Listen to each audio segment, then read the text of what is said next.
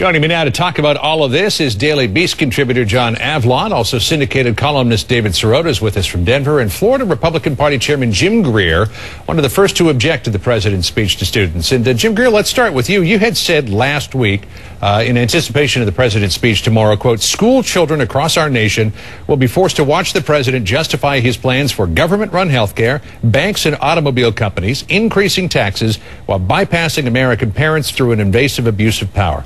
The text is out there. The speech is out there. I believe that you've read it. There's nothing about any of that in there. And the White House says the speech has not changed basically one iota since last week when you first started complaining about all this. So did you make a mistake? Do you regret what you said? No, John, I didn't make a mistake. I think the speech that we will see tomorrow, I still don't believe necessarily it's the one that would have been given 3 days ago. The White House says it is. You know, the White House says it is, and I certainly respect them for promoting their position. But we have to remember the lesson plans that came out 5 days ago, which was an end run by the White House to try and get around parents. And it was going to ask teachers to lead students in a direction that would deal with how do we help the president with his new ideas, what has Barack Obama done in the last 9 months that you admire. This was an issue that never dealt with the president talking to school children. That was never the issue. Every president, as you said, John, should have that opportunity if it's not public policy discussion. I believe, based on the lesson plans, based on the fact that the White House wasn't going to release the text, and then on Friday they did, that there was another agenda, another plan. And let's get an independent perspective on this from John Avlon. And we should point out also that at one point in his presidency, Ronald Reagan brought a bunch of students into the White House and did have a public policy discussion with them.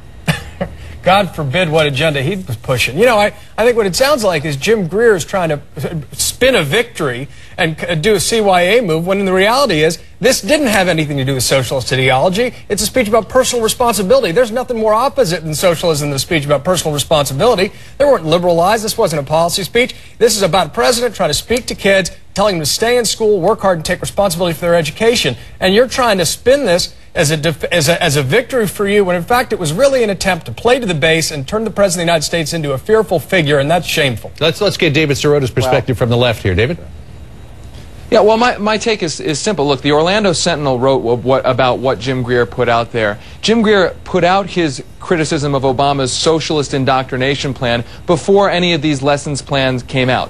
What the effect of this is going to be, it may have been a short-term controversy that helped Republicans, but what's going to happen is all the parents who tuned into this speech because of the hysteria by people like Jim Greer are going to read this speech and realize that the Jim Greers of the world, that the right-wing Republican base are a bunch of psychopaths to try to make this into a giant controversy about socialist indoctrination. Well, we got to let Jim Greer respond to that. Well, go ahead, Jim. Let's talk about the timeline for a moment, because he's a little confused. I'm reading from the Orlando Sentinel. I'm reading right from the Orlando Sentinel. Now I let you speak. So let me make you a little maybe clear Jim, on what the you could do is just answer the psychopath charge, if you would. I had not even raised this issue until a principal sent us the lesson plans and said, you need to see what these things include. And after looking at the lesson plans, where the teachers were told to talk about the president's what can we do to help him before the speech and after, that's when the issue is raised. All right, now, when you talk about psychopath, because John, you asked me to comment on that. When you talk about psychopath, it is strictly an issue of parental control and parents being involved in what their children listen and see. That's a lot of nonsense. Okay, Jim, you yourself have gone to schools and spoken out. You yourself were giving speeches at school to children. You were giving speeches to kids at school, and you now raise this issue. Gentlemen, let me just hold that for a second, because Jim Greer raises the point here that the Obama administration had asked students to write a letter to the president asking how they could help him. Let's rewind the clock and play this portion of a George H.W. speech to students from his presidency. Write me a letter, and I'm serious about this one.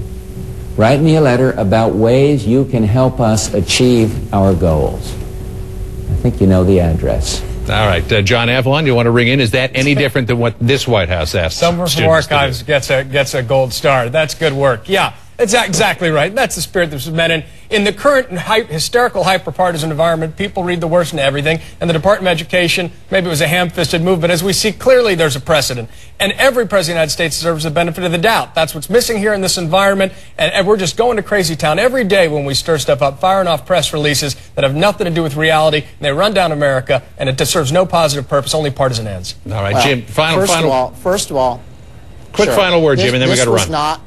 Okay, quick word is President Obama has a vision for America, which is government in our lives in every aspect. That's not the vision that I and many parents across this country want, and that's why parents wanted to have input and some decision-making into what their children would hear and see. Right. I'm glad the President released the text. I'm glad the White House revised their lesson plans, because that was the problem. In fact, and hopefully the President will think twice again in the future. All right, gentlemen, we got to go, but thanks very much for kicking this around tonight. Really appreciate it.